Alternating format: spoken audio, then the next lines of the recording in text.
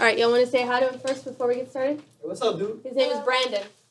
Brandon? Say hi, Brandon. How you doing, Brandon? Guten Tag. Did someone say weenus? Yeah. Good. Okay. All right.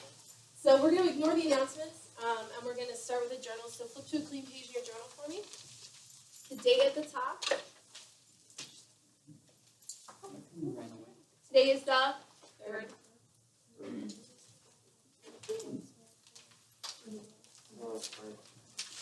March 3rd?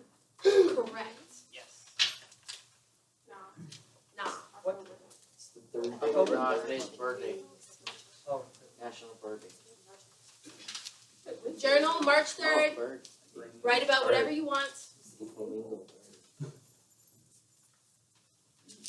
Get the pen moving, get the words out on the page, wake up your brain, even if what you write is, I hate this and have nothing to write. Still want your pen moving, words happening.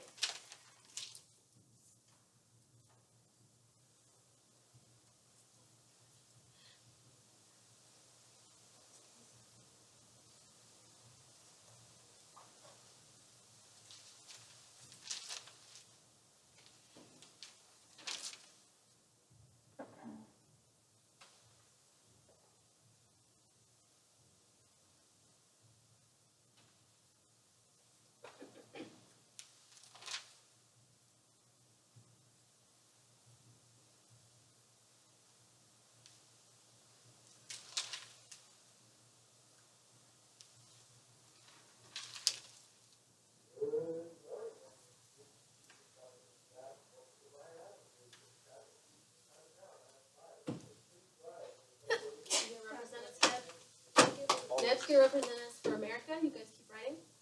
I don't know about America. I'm Canadian. You're the representative.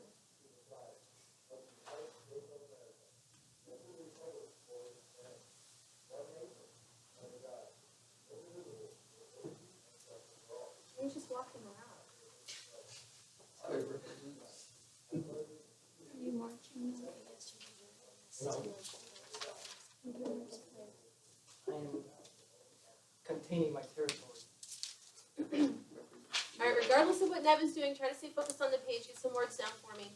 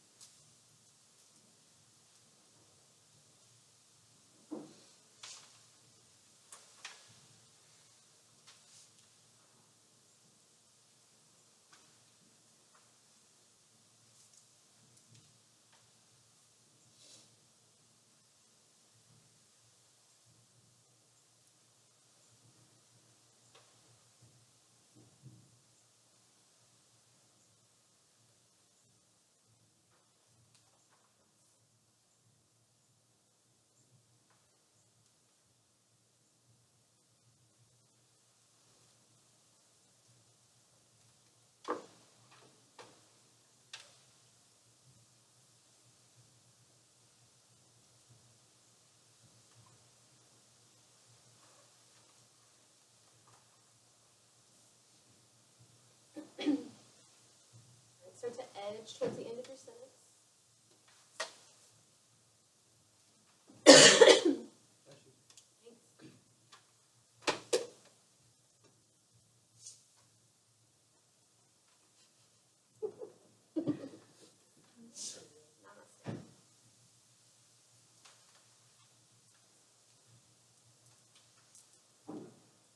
When you reach the end of your sentence, go ahead and put your pen down and clear your laps of your journal.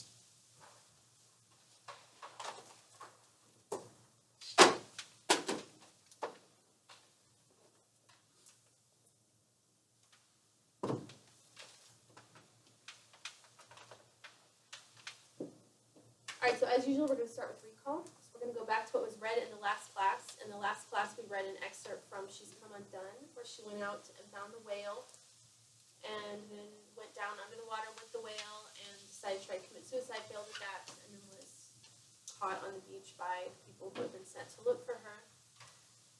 Anything is valid, anything read, said, or told. I'd like you to give it fully. I'd like you to bear in mind that we have someone watching through the video recording who has not read these things that you guys are going to recall. So you need to retell it in a way that he can see in his mind. So fully and completely, okay? And don't make me beg for it. Ready? Go. When she was worshiping the well, like she was like touching him and like caressing him and staring at him, poking at him. And, she was like, I don't know, she was like saying, "You're a beautiful creature," stuff like that. Good, good. However you see it is valid. Good. What else? Come on. She touched that Will's eye, and How do you feel that on your it hand? was all hard and waxy. And she like was forcing herself to stay underwater, and she just wanted that she could. Good. The relationship between the cat, Bella, and her, how she was standoffish, and he was so generous with her. Moment of, I'm pushing you. What moment of contact do you see between them? There were a few. And she's crying, and he wiped it off with his hands. He didn't see her. Good, good. What else? The destruction of the community, like they made everyone a slave, like people who treated it well. The way her lungs were burning in the water because she was holding her breath for too long. Excellent. Good. And then she was taking like big hogs of salt water. She felt everything, and she even felt Christian. Yes. She felt everything. She felt this too. Anything else? The way the police officer played it, like as if he cared and all that, but then when he went back to the car, he just like turned like 180. He was all like time curve. Okay, good. All right, so we're going to read today. I would like to apologize because completely unintentionally, I'm reading with you guys again a piece that has to do with suicide, and that is totally not my intention. And I would just like to reassure you all that I am not thinking of killing myself. And so there's no need to refer me to the psychologist, so you guys refer to the psychologist. I'm fine. It's just I wanted sensory, and this is a great piece for sensory, and it just also happens to be a suicide attempt. It's from one of my top 5 favorite books ever, The Bell Jar, by Sylvia Plath. This is one of the books that I read as a writer that changed me, exactly like She's Come Undone. So Sylvia Plath is a poet, and this is the only novel that she ever wrote. And after she wrote it and it was published, and then she wrote some more poems, and then she did kill herself. So this book is about her struggle not to, and ultimately she did fail at that because she succumbed and committed suicide. But this story has a lot to do with her triumph over depression and her ability to move forward and live her life and, not be completely crippled and paralyzed by her depression. But in this moment that we're going to read, and it's a fictional novel, but it's completely based on her life, so there's truth, obviously. In this moment that we're going to read, she goes to visit her father's grave, and then she realizes that she's never really cried for him before, so she cries for him, and then she decides, okay, this is how I'm going to kill myself. She's been trying some things. She, like the character in the book, she tried to drown herself. She tried to hang herself. She doesn't have access to a gun. She doesn't know, how to get her hands on any real measure to commit suicide like that. She tried to cut herself. None of that worked. So she decided she's going to take pills under the house and die under the house where no one's going to find her.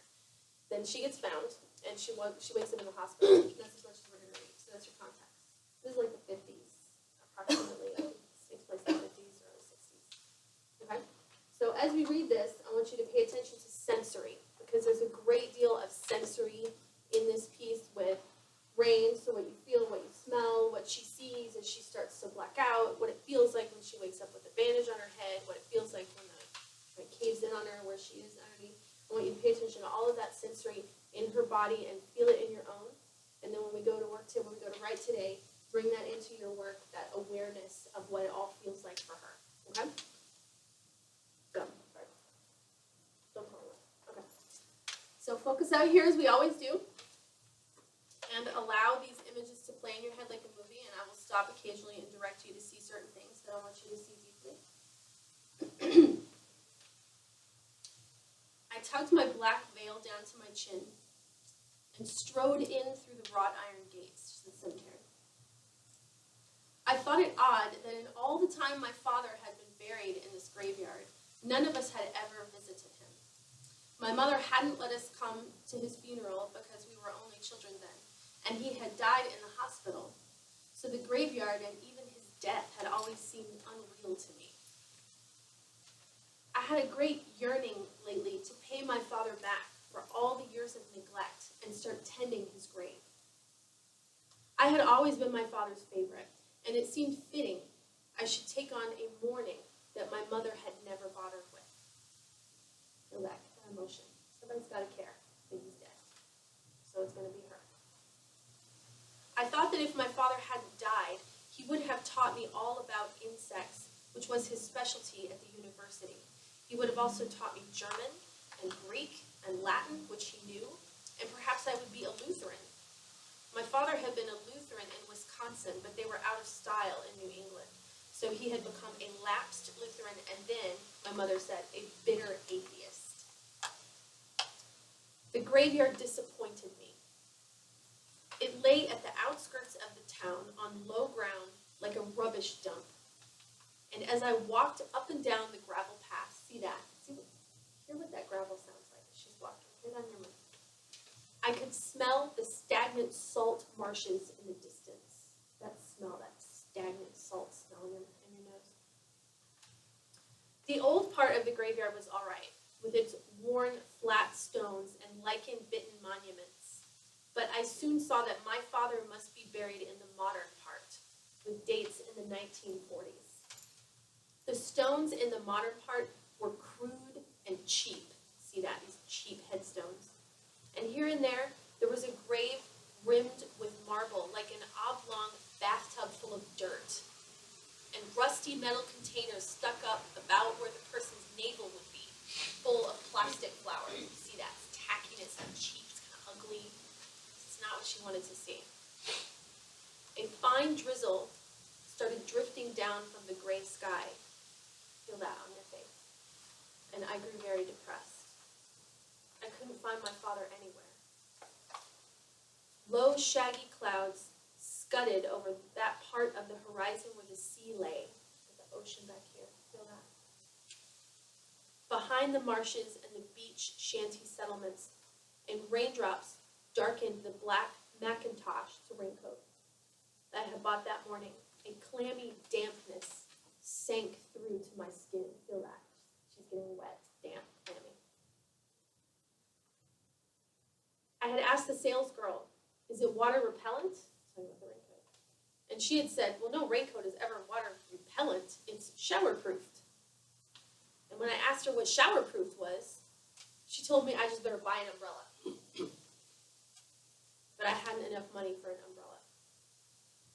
What with bus fare in and out of Boston and peanuts and newspapers and abnormal psychology books and trips to my old hometown by the sea, my New York fund was almost exhausted. I had decided that when there was no more money in my bank account, I would do it. And that morning, I'd spent the last of it on the black raincoat. Then I saw my father's gravestone. It was crowded right up by another gravestone, head to head, the way people are crowded in a charity ward when there isn't enough space. The stone was of a mottled pink marble, like canned salmon. See that? It's like canned fish. That's how ugly this monument is. And all there was on it was my father's name, and under it, 2 dates separated by a little dash. At the foot of the stone, I arranged the rainy armful of azaleas I had picked from a bush at the gateway of the graveyard. See this object? These flowers, she just picked them. They're from the graveyard. She lays them there. Then my legs folded under me. Feel that? And I sat down on the sopping grass. I couldn't understand why I was crying so hard. And then I remembered that I had never cried for my father's death. My mother hadn't cried either. She just smiled and said what a merciful thing it was for him that he had died. Because if he had lived, You would have been crippled and an invalid for life, and you couldn't have stood that. You would rather have died than have had that happen. I laid my face, put this on your face. I laid my face to the smooth face of the marble and howled my loss into the cold, salt rain. I knew just how to go about it. The minute the car tires crunched off the drive, hear that, and the sound of the motor faded, her mom leaving. I jumped out of bed and hurried into my white blouse and green skirt and black raincoat. The raincoat felt damp still from the day before. Feel that, like cold damp. The clothes are still wet. But that would soon cease to matter. I went downstairs and picked up a pale blue envelope from the dining room table and scrawled on the back in large, painstaking letters, "I am going for a long walk." I propped the message where my mother would see it the minute she came in. And then I laughed, because I had forgotten the most important thing. I ran upstairs, dragged a chair into my mother's closet, and I climbed up and reached for the small green strong box on the top shelf. See this object? Strong box is like a little metal fireproof locked up box where you put important stuff. I could have torn the metal cover off with my bare hands. The lock was so feeble. But I wanted to do things in a calm, orderly way. So I pulled out my mother's upper, pay attention to this process. Pulled out my mother's upper right-hand bureau drawer and slipped the blue jewelry box from its hiding place under the scented Irish linen handkerchiefs. All these objects, pay attention. I unpinned the little key from the dark velvet. Then I unlocked the strong box and took out the bottle of new pills. There were more than I had hoped. There were at least 50. If I had waited until my mother doled them out to me night by night, it would have taken me 50 nights to save up enough. And in 50 nights, college would have opened, and my brother would have come back from Germany, and it would be too late. I pinned the key back in the jewelry box among the clutter of inexpensive chains and rings. Put the jewelry box back in the drawer under the handkerchiefs, returned the strong box to the closet shelf, and set the chair on the rug in the exact spot I had dragged it from.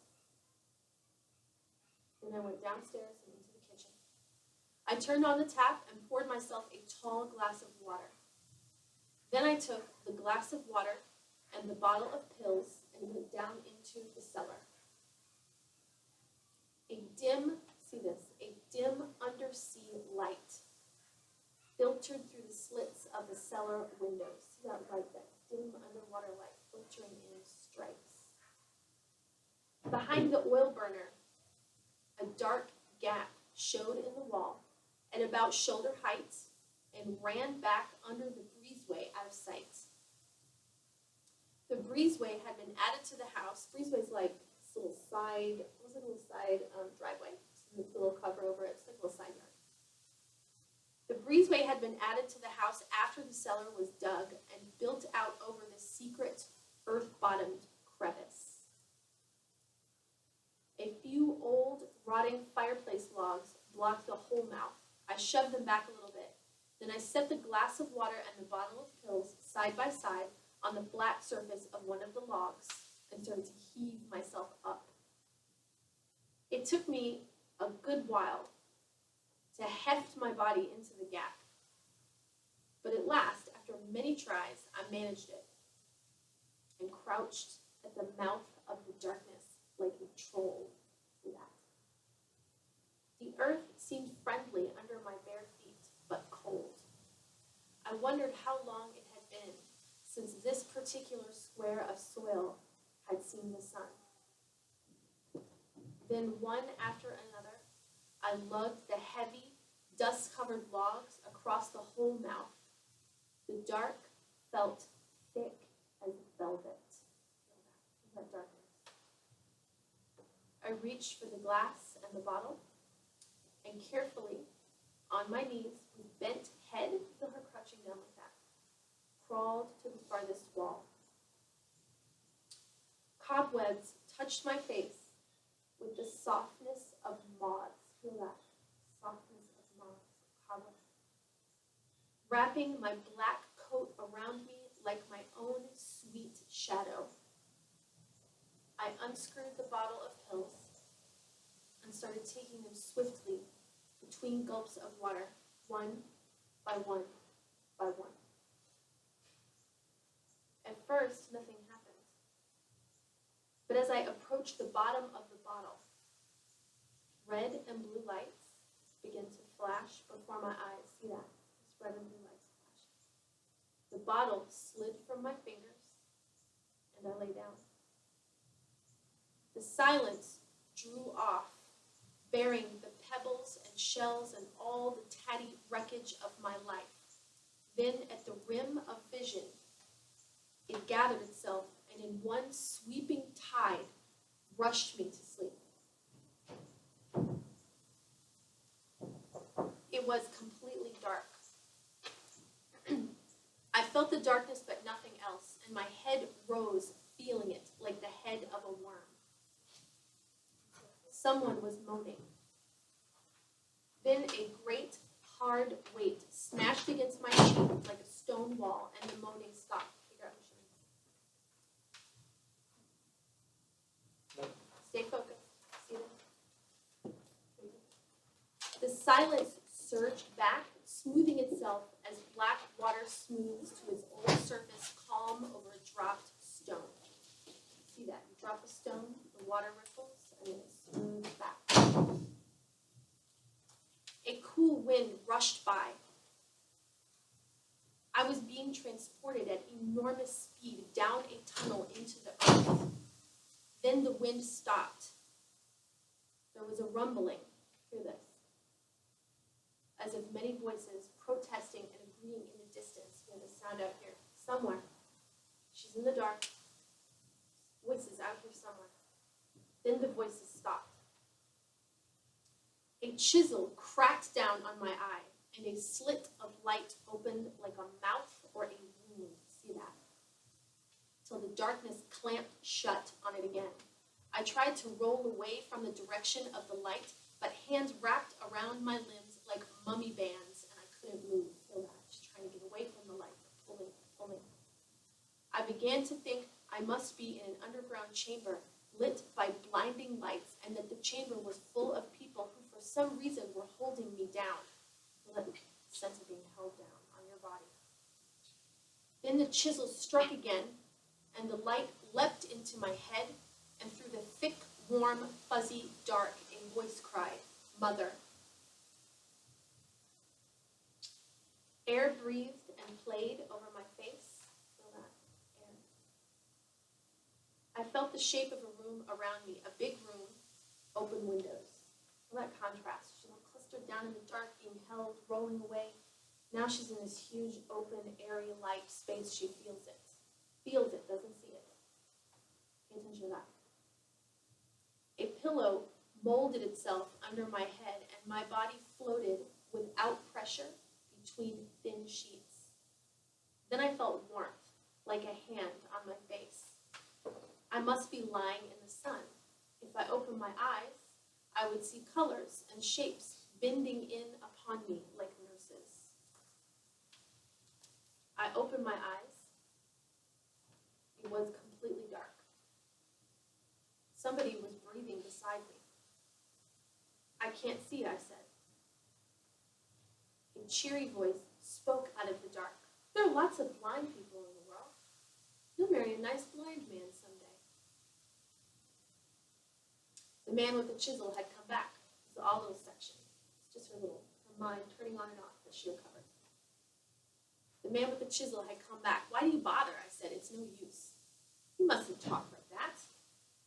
His fingers probed at the great aching boss over my left eye. Feel that? Just like this big, giant, knotted up wound on the top of her head where the breezeway fell down on her. They rescued her. Then he loosened something, and a ragged gap of light appeared. See that? In the edge of your vision, this ragged gap of light appeared like a hole in the wall, and a man's hand peered around the edge of it.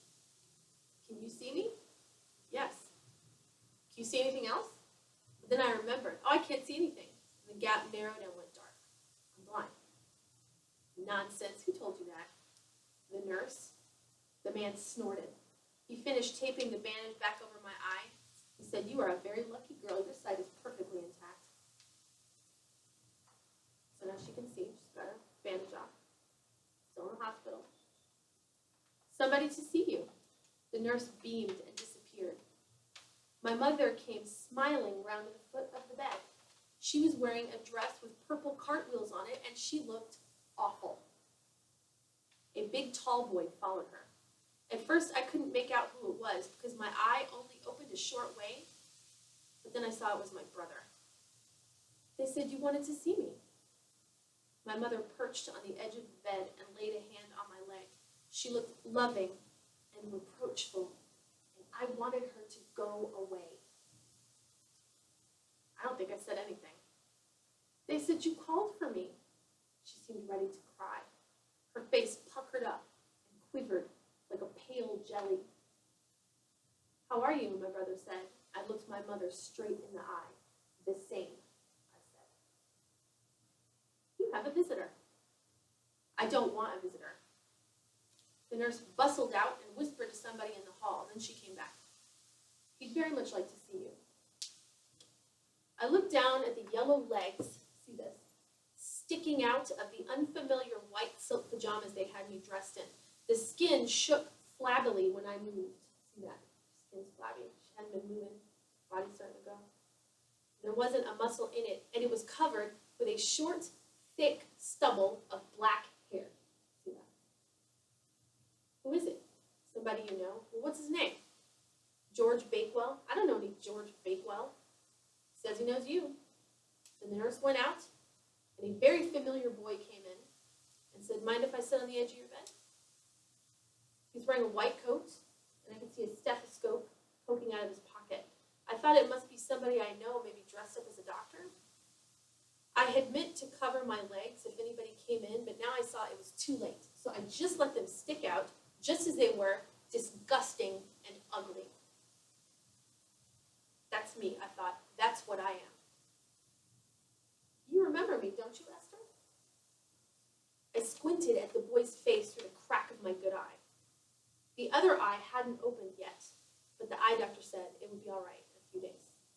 The boy looked at me as if I was some sort of exciting new zoo animal. Attention to that. She's like this spectacle. Look at this weird girl.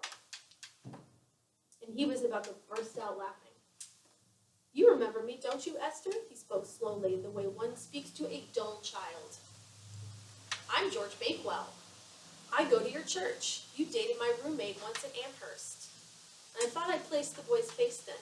It hovered dimly at the rim of memory, the sort of face to which I would never bother to attach a name. "What are you doing here?" "I'm houseman at this hospital." How could this George Bakewell have become a doctor so suddenly, I wondered. He didn't really know me either. He just wanted to see what the girl who was crazy enough to try to kill herself looked like. I turned my face to the wall. "Get out," I said. "Get the hell out and don't come back." What comes back? Her ugly, stubby, hairy leg. Good. When she put her face on the pink soft grape. Good. What else? Face. Somebody red and blue lights? How do you see that? Just pushing you. Like what's happening? Tell me a little more. Come on, this is your shit.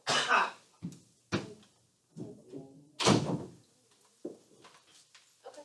Alright. Ugly and disgusting, just like me. What else? A face on a memory that you never bothered to face to. Good. What else? He looked at me like this with the like it's like he was on like he was crazy and she had to commit suicide. Yep. What else? But he was She swallowed the pills over one of his Yeah, that object, that ritual process. What else? the difference in tombstones. The new ones, they're already cracked and chipped, but the ones that were made back in the day, they're still up and sturdy. What else? They try trying to open up the heavier box things, but she wanted to be calm, so she went and got the key carefully and then wanted to put the key back, put the handkerchiefs back on top and close the drawer, and put everything back in its place. Yeah. She was so detail oriented about that. Remember I tell you guys all the time, find those moments to slow down and make your reader really feel it. That's the kind of thing I'm talking about. You gotta slow down so that your reader really understands what's going on in that moment. That's a good example of that. Okay, what else? Her father, different relationships, how she felt bad that she couldn't cry for him, and like why her mother didn't. Her mother said was merciful. All things that her father when he saw her, he was so alive. Good. What else? The skin was yellow and like flabby every time she moved. Mm-hmm. Good. She said she felt the open space. Like at one point she said she was gonna look at the black coat and then she felt like she was like it was like open windows. It was just like whispering. Good. The mom's face like jelly. Good. And Her eye was kind of cry. there's a lot of feeling with that. Light coming and going. Light is huge in this piece. The jagged light in my hand peering through the. Yeah, did you feel that? Like I could feel that right here, coming around the When edge. she said it in arrow though, she's like, oh no wait, I'm lying. Oh wait, yeah. Oh wait, I'm blind. Then she like closes her eyes, like good. The nurse after she was like I can't think. She's like oh well you married a nice blind man. Somehow I knew that you would be the one to recall that part. Don't worry, you'll marry a nice blind man someday. Good. What else? All right, let's focus down a little bit on the element that I wanted you to pay attention to, which was sensory. So we recalled a lot of sensory moments. Let's focus on that and go back to those. And what are the, even if it's already been told, what are the sensory moments that really leap out to you? Sights, feelings on the skin, anything. The dampness of her raincoat. Definitely. The dampness of her raincoat twice, the day of and the day afterwards, that gross cold dampness where your clothes didn't dry from the rain. Good. So we got the dampness of the coat. What else? Which puts her face in the Yeah, right? Like that smooth, cold tombstone marble on her face. Yes, good. What else? When she was under the house and she like saw colors. And, like, I think she felt colors too, right? It felt that way to me. It's not a quiz, so whatever you see. She felt like the cold ground she wanted on his events in that scene. Yes, the cold ground, the lack of light. Good. What else? Good. Good. Drizzle and crying. Good.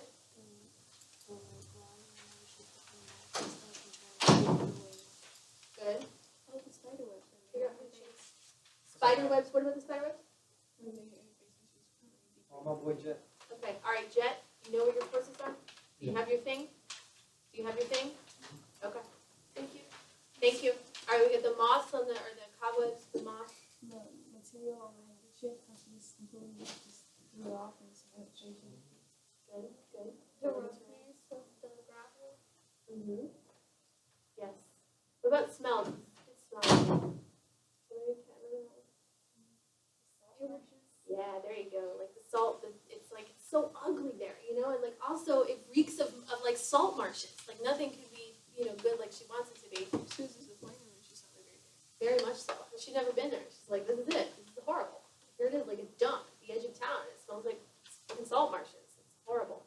Yeah, so there's that emotion connected to that as well, which is the other thing that we're going to look at with this piece, obviously. The salmon colored gravestone. The salmon-colored gravestone. I see the the gross canned salmon stuff. See what that looks like? Her mother's like ugly dress and she was just like, I don't want to fucking be here, get the fuck out. Yeah, I don't want you here. You look sad, and I do not want you. Good. What else? Her mother's falling out like that. Irritating pressure. Which is when she felt and like her ex's friend that she's never really acknowledged and then turned into Good. And you shows up. perfectly segued us into emotion, which is the other thing that I want to look at with this piece. Because obviously there's a ton of emotion here, and it's all expressed through these moments of interaction that she has with other people, and through the way that she acts with objects, and her reaction to the sensory. So disgust. Let's take it to emotion. What emotions do you guys pull from this piece? You guys kind of like pissed her off, I guess, because he was kind of like gloating or mocking her in a way. Yeah. It was kind of like, haha, I knew you at one point. Respectable male. So yeah, definitely mocking, gloating. What It's else? like she, like for him, it's like, oh, I'm a doctor now. I'm try to kill yourself. Yeah. She's nothing compared to others. But Good. So what would that be? That nothing compared to you kind of emotion. What do you think? What is that? Superiority, maybe? He's like, oh, I'm a doctor and you're here. Yeah. Yeah, it's like you looking down on her. Good. And Amber, what? You know, what's that Amber? You know? irritated. Irritated for sure. I feel like she was kind of like, she loves her brother, and that's why she wanted to do it before he came home. Yeah. Because she wouldn't have like the balls to do it if he was there. Because she knew like, he needs to stay. Good. She said it'd be too late. Too late. Yep. College starts. Brother comes home. World rolls forward. Got to do it now. Urgency. What else? Disappointment. Definitely disappointment. What about the moment where she's prepping? She's prepping. She's finding the pills. She's moving the chair. She's writing the notes. So she's going through a checklist. Yeah, going through a checklist. She's happy. She's anxious. She's Anxious. What did you say? Non-hesitant? Yes. What else? calm. Good. Whenever she's like writing the note, she's like, forgot the most important step. Yeah, and she's like, oh, that's right. The pills. Like she feels pretty good about this. She decided how to do it. She tried a lot of stuff. None of it worked. But She she was worked. kind of hopeful when she felt like the one for her. She's like, oh, this is sad. And then she found out that it was like her mom. She was like, oh, I'm not it. I'm not good. So what I want you to pay attention to when we go into workshop today is both of these things. So a lot of the emotion and sensory is connected, right? The rain makes her feel a certain way. The smell makes her feel a certain way. The light makes her feel a certain way. All of it comes together to create this mood and this tone that is not purely dark. And this goes into what we talked about last week too, is that, you know, she goes down to commit suicide with the whale, and yes, that's sad, but she is empowered by this moment, and she is herself in this moment, and there's something beautiful and worshipful about that. It's kind of the same thing here. She's reached this point where she's figured out how to do it. She failed a lot of times. You'd have to read the book to understand that, but she's decided what she's going to do. She goes after it methodically. She has a plan in place. She has a good plan. She nearly died that way. She was just found, they explain later how they figured out where she was. It was because she was making these noises and they could hear her through the floor. But it's a moment of precision and a moment of intelligence. She has figured out what to do. So when you write, always make sure that you are bringing in both elements of light and elements of dark so that one makes the other stand out. And this piece is a good example of that as well. Okay? So for workshop today, we're going to do sensory. Right? So we're going to give a sensory word, and then as always with sensory, you allow it to take you wherever it takes you. Sometimes sensory might take you to a place. Sometimes sensory might take you right to an object. Sometimes sensory might take you to character interaction, and you see two people creating whatever the sense is. Whatever it is that you see is totally valid, but just make sure that you see something for each of the words that we give. We'll focus out here, and you'll get a little image or something and explore it in your mind before we go into the next. Pay attention always, of course, to what is drawing you. And be thinking also always about your longer piece and your planning document that we completed and how you chunked out your story and where you'd like to go next with it. So you've been working on ongoing material. Sensory is a good one to find a way back into that material because sensory is really vague. And so you can put it to use any way that you want. Okay? All right, Jay. Are you ready, or do you want me to give a sensory? Okay, I'm going to give one. All right, so as we give, focus out here. Blankness, back of your mind. See whatever it gives you to see. And I'll start with slimy. So see slimy. Feel it. Taste it. Hear it.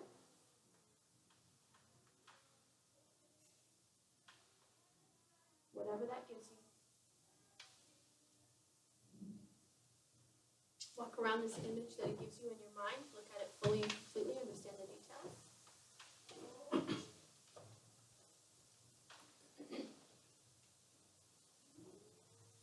In a little moment of story. All right, Jay, what you got? Bumpy.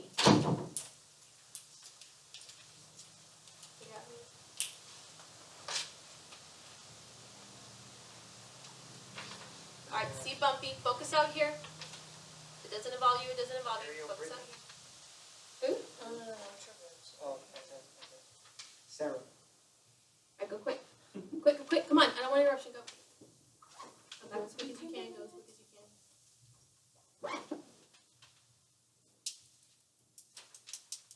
Alright, let's refocus, everybody, eyes out here. Thank you, Nat. See bumpy.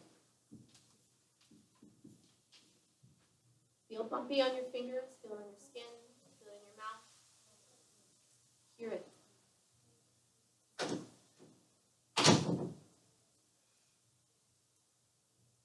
Get a little moment of story for Bumpy, an image.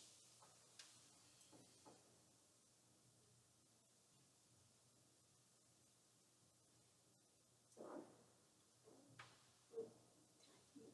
tacky will work. All right, see tacky. Feel it on your fingers. Smell it. Ignore it. Actually, don't ignore that. Everything we hear, take it in, consider it, release it if you don't want it. See what that does to your image, your moment.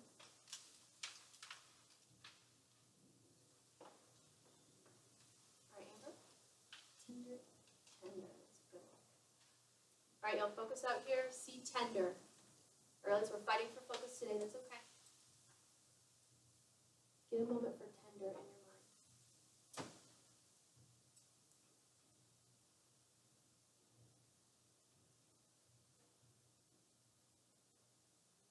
That gives you a place. That gives you people. Feel tender.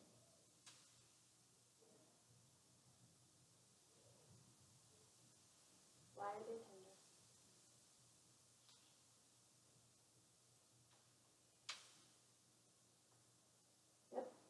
Crunchy. They're crunchy. All right, see crunchy.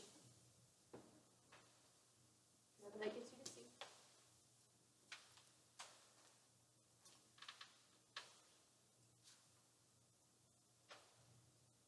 Hear crunchy.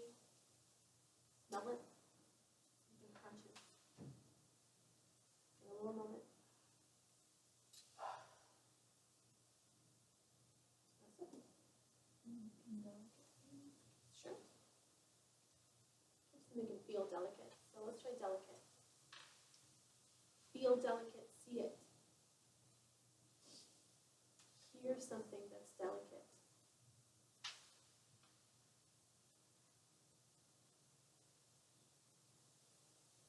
Get a moment of start. A moment of action, reaction.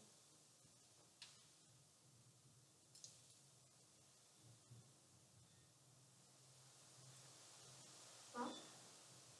Burn.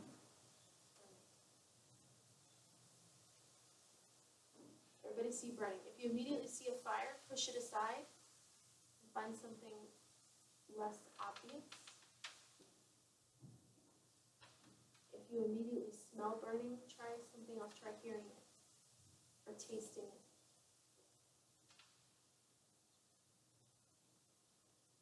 What's burning and why? Find a moment of story.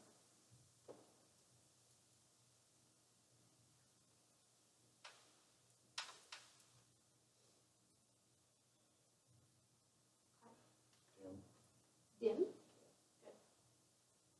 All right, see dim. Feel dim. Maybe that takes you to a place. See it fully. Get a little moment of interaction.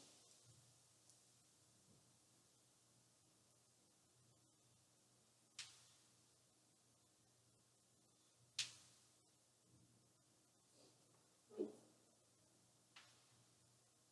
Consume.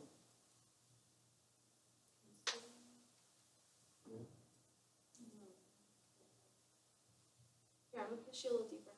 So, whatever consume gives you to see in your mind, see it, and then just push yourself into a sense, like how it feels, how it tastes, smells, looks, sounds. Give me something else. it's real tactile, real sensory, real sensory.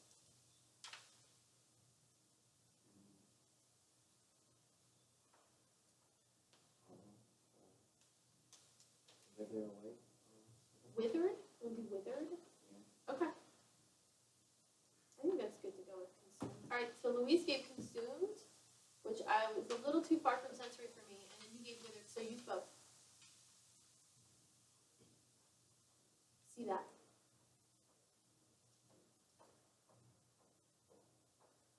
Whatever withered gives you to see, whatever consumed gives you. Find a little moment of story, see the people.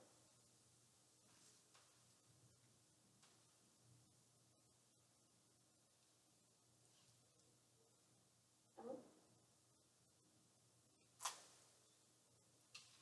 Salty. Salty, good.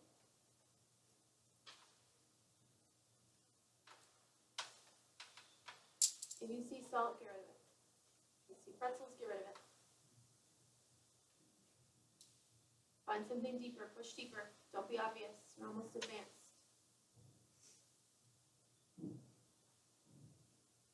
Push yourself to something unexpected. Hear salty.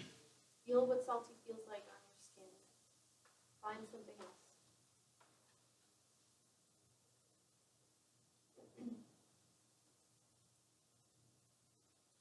Yeah? Prickly. Prickly. Prickly.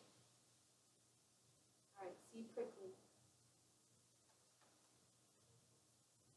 Feel prickly. Hear it. Smell something that's prickly.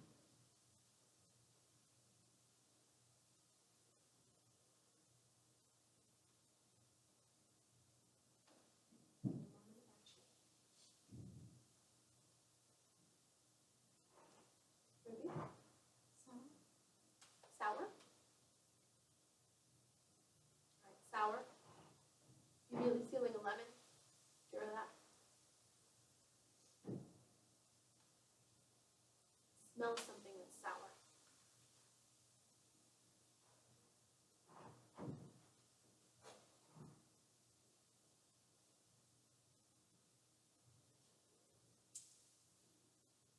Salma?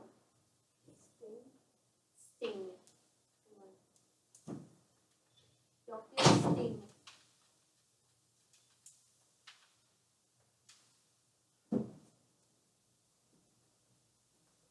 See sting. If you see a bee, get rid of it.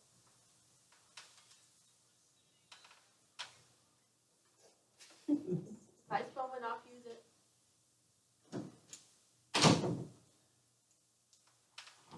Consider it, see if it adds to what you're doing. Dismiss it if it doesn't.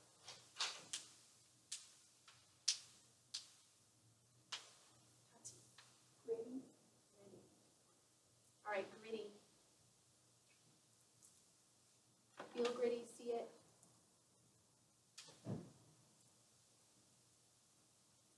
a little moment. You get for gritty.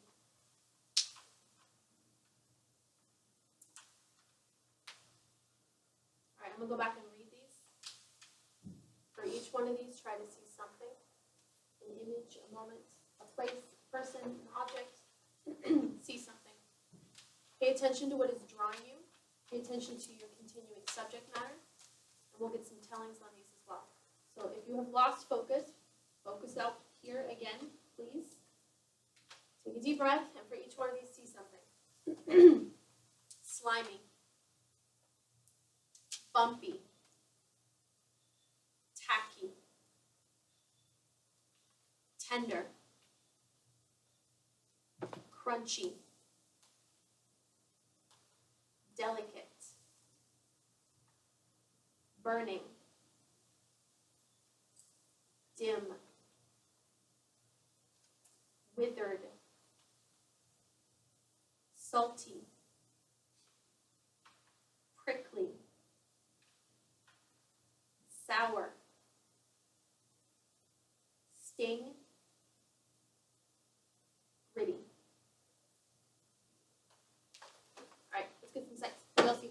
Alright, I see an astronaut floating through space, and he's going toward the sun. Mhm. and then the sun burns his mask off, then burns his eyes, and then burns his whole body, very in like an order from top. Yeah. And his emotion, what that would be? I'm gonna push you guys to It's, cross an emotion. I would say unison or harmony. Harmony. Yeah. Probably only you could write someone being burned to death by the sun and have it equal harmony. But I believe that you could. Yeah. All right, good. What else? Like her Willard, she like, this old lady in her bed, and she's like, her kids don't live with her anymore. Like her husband's dead, her mom wants to take care of her, so she's not eating or drinking. She's just like, day by day, she's like withering away. Okay. Good. And the emotion? It's like loneliness too. There you go. Good, good. Sadness, loneliness, crossed with withered. Good. What else? Country. I see like wait, it's like it is country. Right? Mhm. Okay. So, I don't like, care. I Yeah, see whatever. like this man that like takes these girls and tries to make them into what are the string puppets called? Marionette. Yeah, try to make them into marionettes. So like he like dislocates their arms and like you can hear it like crunching all the way around. And like, he dislocates all of their joints and then he like ties them up and he has to like he like makes them play out the rules and if they don't do it right he kills them. So what's the emotion with that? His and theirs. I'm gonna push you. Well, they kind of feel like I don't know like how to explain it, but they feel like trapped and like why is he doing this to me? Like question. Okay. And he's just kind of like he's the master of perfection. He wants perfection. Like he has OCD in a way. So, Oh, okay. Cool. Apple. Right? Yes. Yeah. Right. That's beautiful. What was the oats? Crunchy. That's right for the gums. Good. Okay. What else? Let's get a couple more.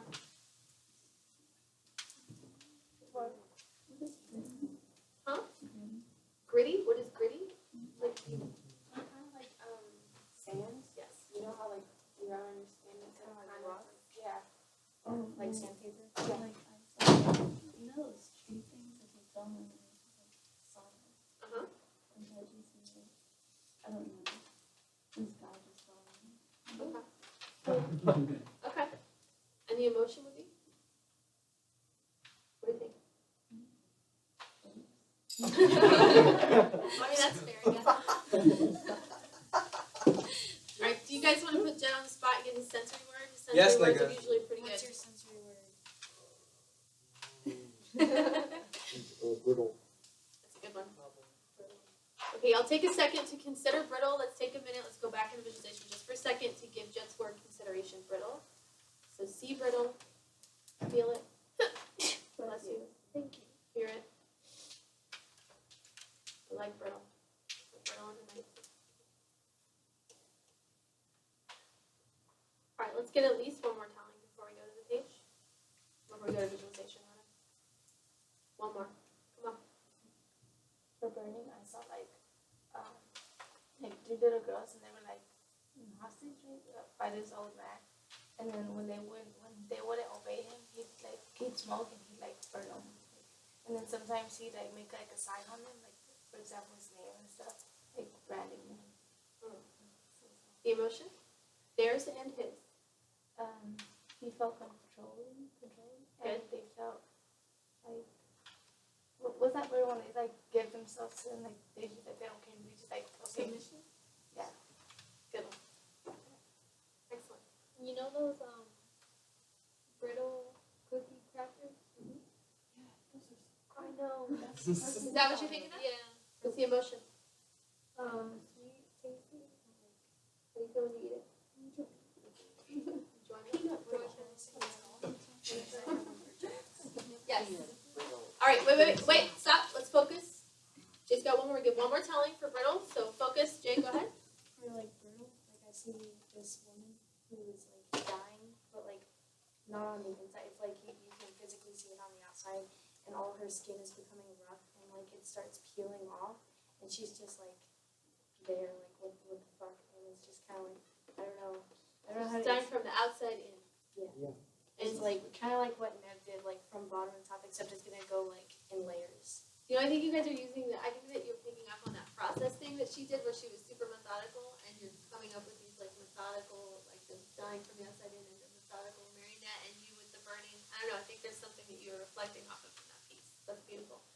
the emotion?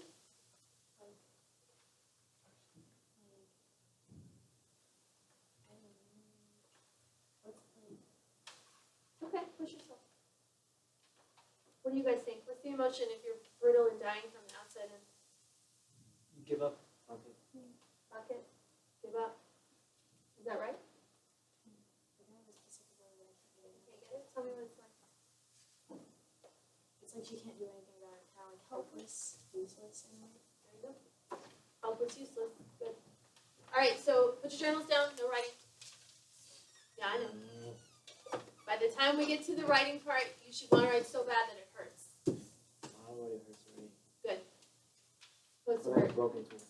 You'll be fine. It's like I get to keep my head and then it's like, okay, I'm trying to remember this. And then at the end I'm like, I don't know what I had. I know. Trust me, though. I got a thing. I'm not gonna make you go too long. It's like 3 minutes of your life. I want to chill. Put your journals down. I'm trying to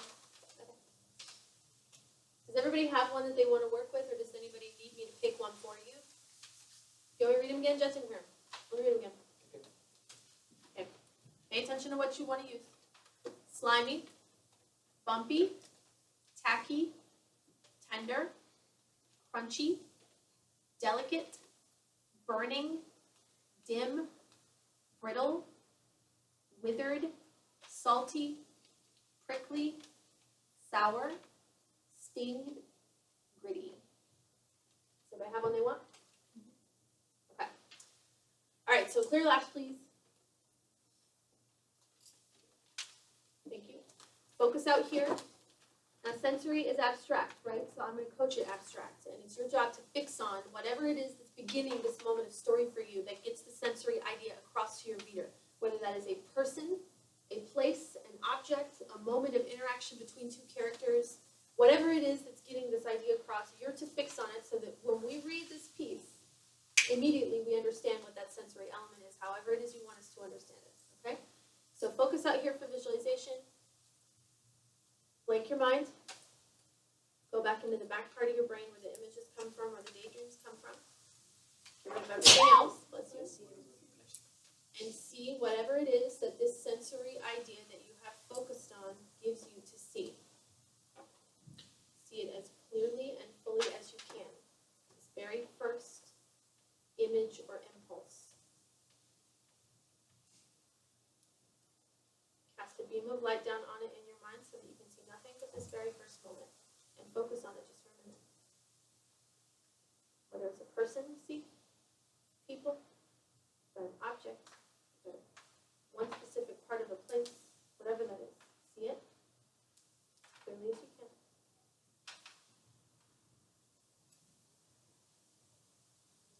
Now back up just a little from that. Widen out your light. Look all around. 360 degrees. Now we're going to start to take stock of where we are. We're going to nail down the sensory elements, just like we do with every piece, but even more important in a piece that is focused on sensory to understand what we're seeing. So look around, see the details of your place, wherever you are. Think about all the details of the graveyard, the different stones, the wet grass, the drizzle, the smell of the marsh. Find all of that for yourself here. And first, let's establish the quality of light. Find your light in this piece. Think about all the light in what we read. Receding, approaching, the lack of it, what it meant. Think about that. And think about your light and the significance that it has for your characters and for your moments. See that?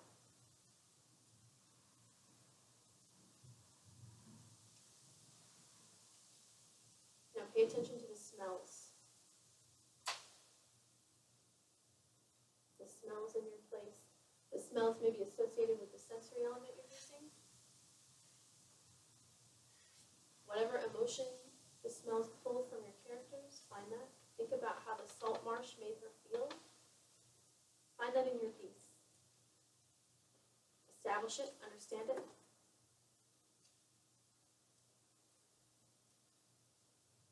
Now hear the sounds. Maybe there's a sound associated with your sensory, with your place. Find something right there in that moment, something you can hear right away. Something small and close.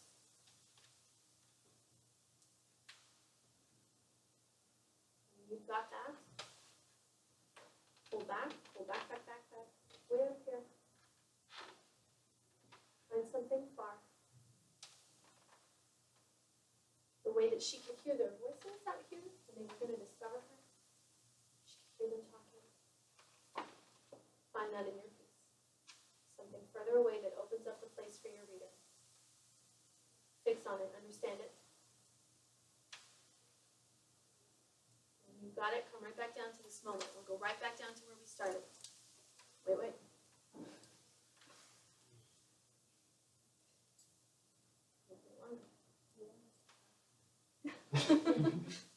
Focus. Focus. Look at the objects. Last thing. What have you got? Think about all of the objects.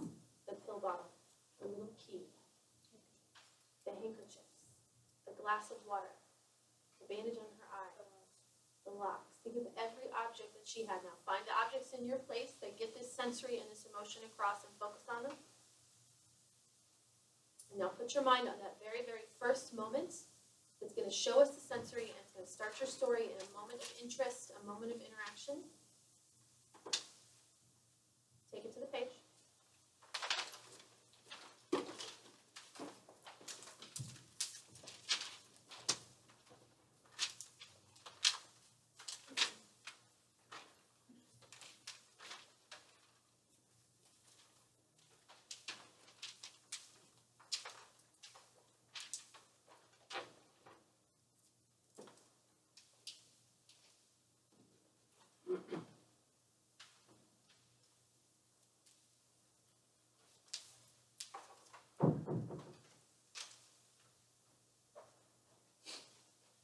Now your job is to write.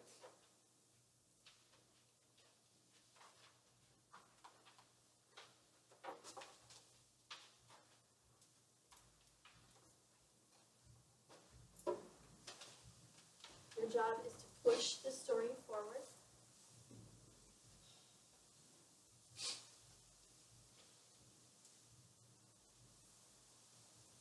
You let me talk.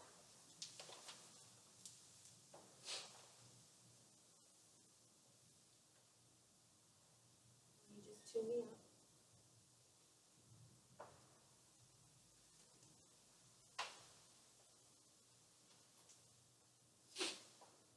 My words will go in and they'll do their thing. Come out the other side.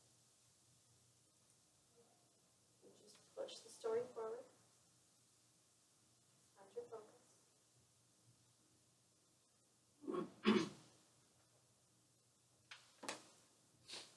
Constantly ask yourself, what's at stake? What's at risk? Why? Why do they feel the way they feel?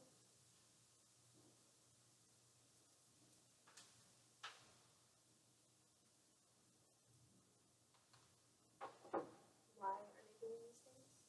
Keep asking yourself that.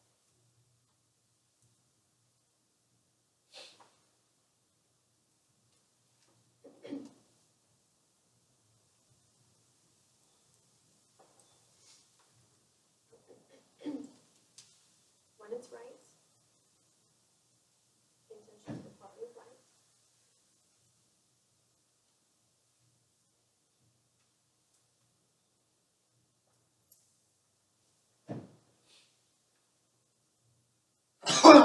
Jesus.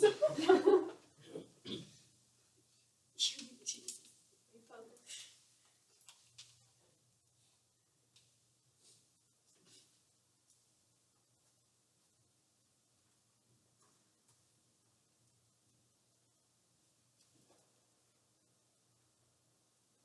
See it in your mind as you write it.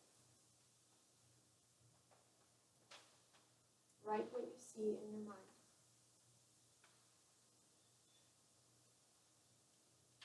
Pay attention to the light, what it means to them, how it makes them feel.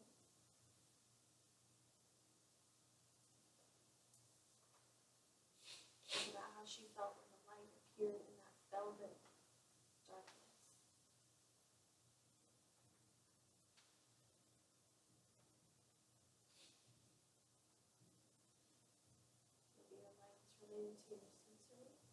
be it's just a part of your place. So as clearly as you can.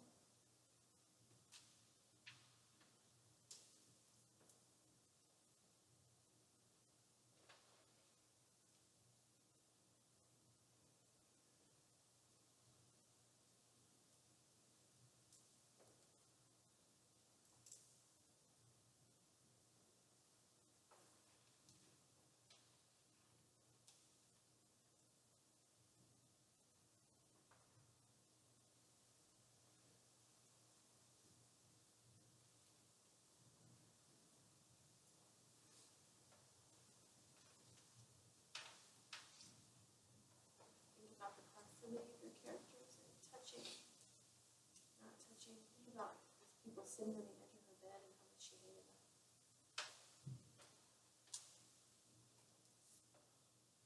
Mom touching her leg. The doctor touching her bandage. Find those moments of contact. What do they mean? How do they make your characters feel?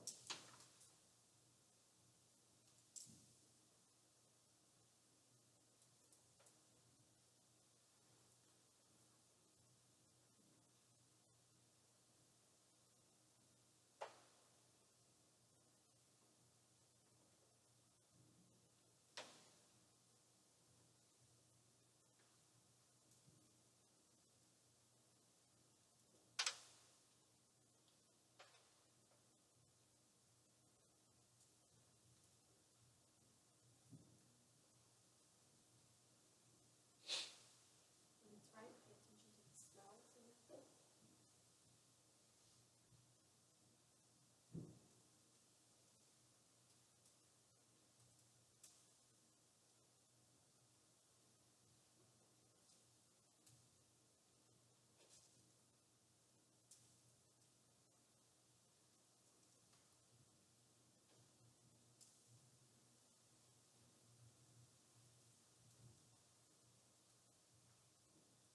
Maybe the smell is a part of your sensory elements. Maybe it's just a part of your place.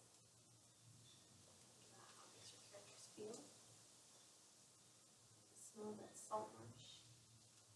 How disappointed she was.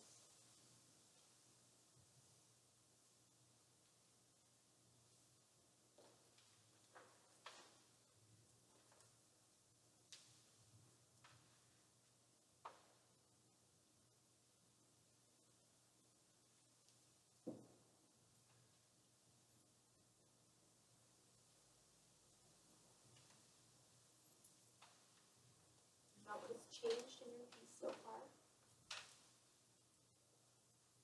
They've moved. Emotions have shifted.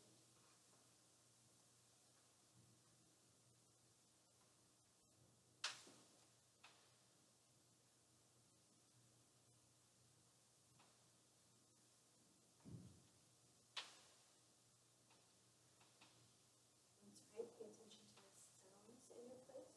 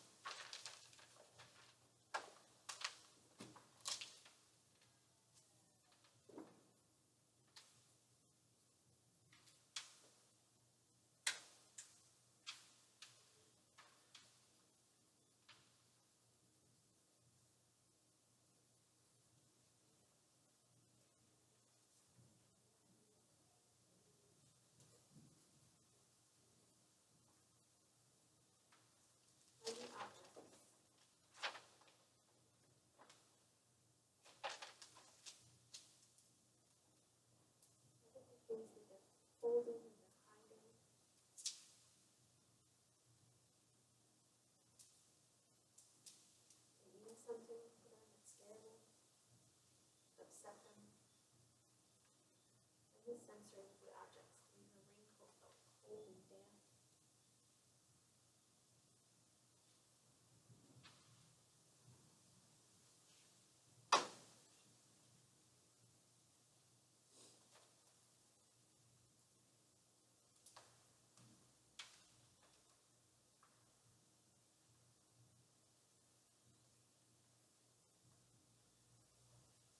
How do you feel? Always go back to the emotion. What's at stake? How do they feel in your life?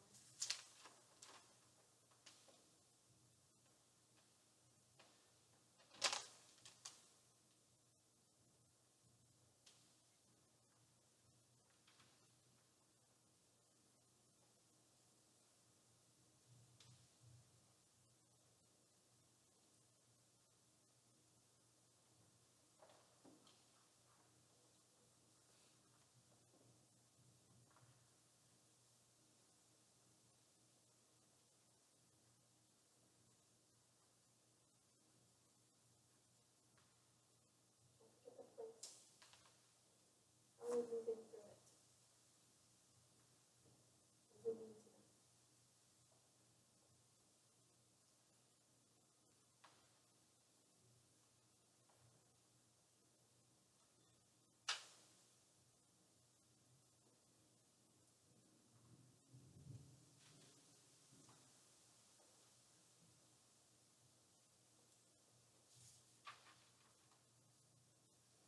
About how she changed her place by moving those logs, heaving herself up in there, how the place changed around her when it collapsed.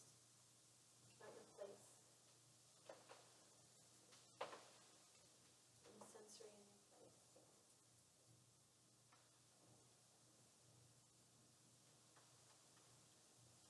Again, another couple minutes. Push yourself to right until the very end.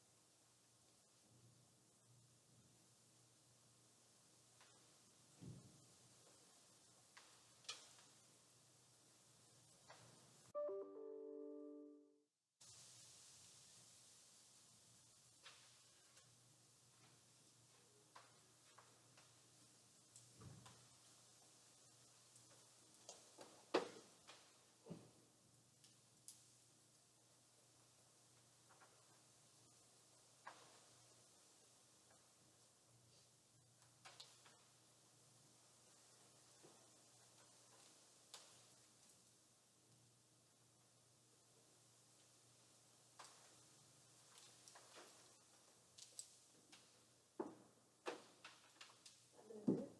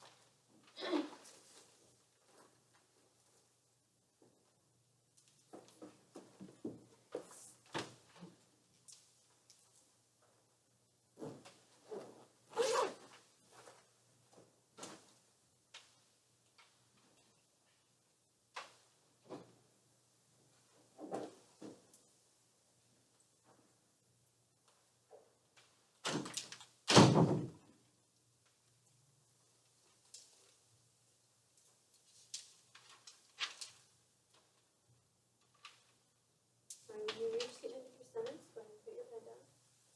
If you need to keep writing what you're writing until you reach its end, you can do that.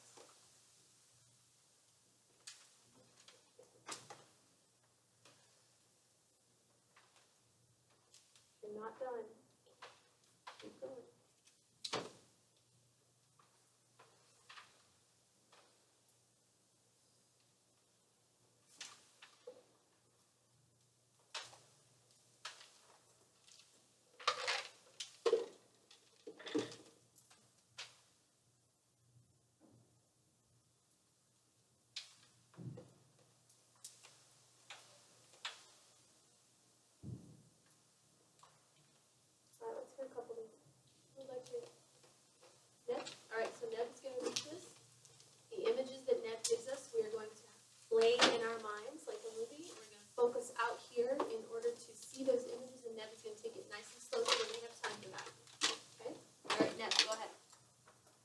all I'm left with is the sight of darkness imposing on the present movement to my left, and lights, jagged and infinite flow to my right. And here I am, floating gracefully but condemned to never move. I can't even turn my head. All I can use is my peripheral vision, dynamic instincts, and easy-flowing intuition. I guess this is what a cat feels like in zero gravity, falling endlessly with the anxiety of hitting the solid ground. Never leaves your stomach. Once the opposite forces interact with my vibes, there's a distortion, confusing the forces. Darkness will just engulf everything, while light will always find a new route just to make contact with my physical body. Once darkness has had its full of my denying vibes, and light made it out of the maze it created, they both in harmony stampede me, mixing and mingling in my insides. That anxiety I felt was kicked out by the feeling of acceptance. To think these godly forces crossed the valley of infinity, stepped out the jungle of reality, just so they could coexist in an unmanaged, isolated body. What comes back?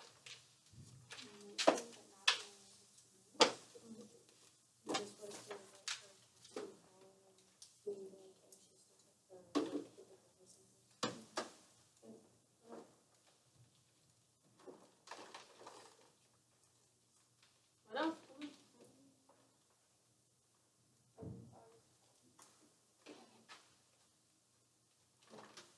What was your sensory? It was like a little bit of Even if it's not one from what we did, what sensory do you get from that? Like you can find a new one. What is it? I would have said maybe coated. Coated, Coded? yeah. Oh, that's a good one. Okay. All right, good. All right, close one street. Thank you, Nick. Thank you very much. Close one street. Mia? Okay, Mia's going to read. She's going to take it nice and slow. We're going to see the images that Mia gives us in our minds. Focus out here as we listen to Mia. Mia, go right ahead. I walked inside the room with glee. I had wanted this for years, and now was my time. I walked up to the machine and clicked XX in the sex category, along with to keep my ovaries. My skin was splurging out sweat and let off. I was nervous, but why? I don't know.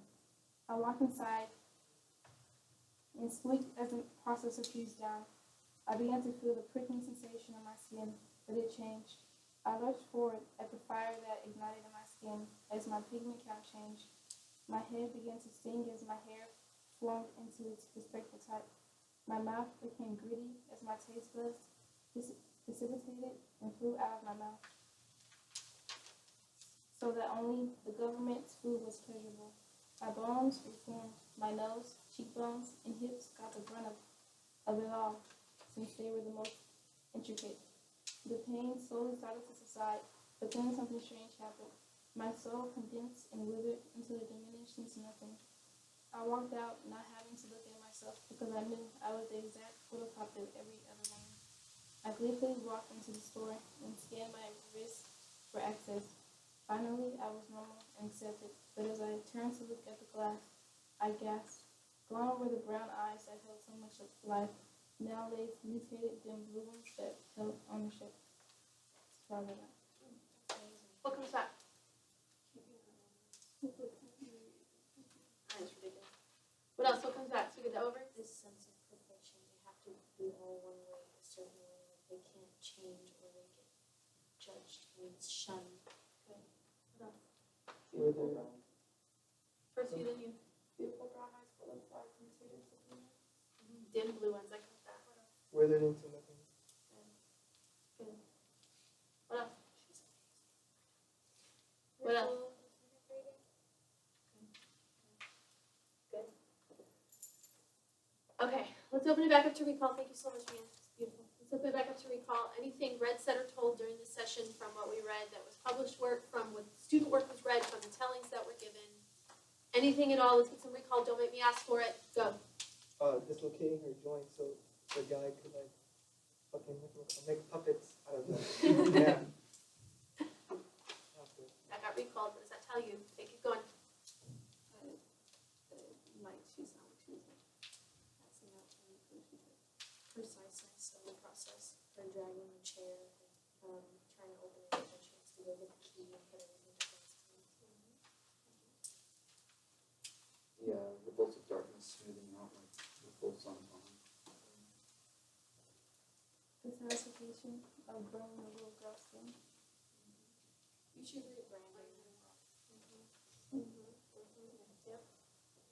Good. What else? The hatred she felt like not thinking. Like looking at her like she's so toy. Talks to her like she's a dull child. I'm George Bakewell. Hey, dick. What else? Her head thingy. With what? Her head thingy. Driving the little girl to the lunchbox. Not being able to do anything or move except use your peripheral vision.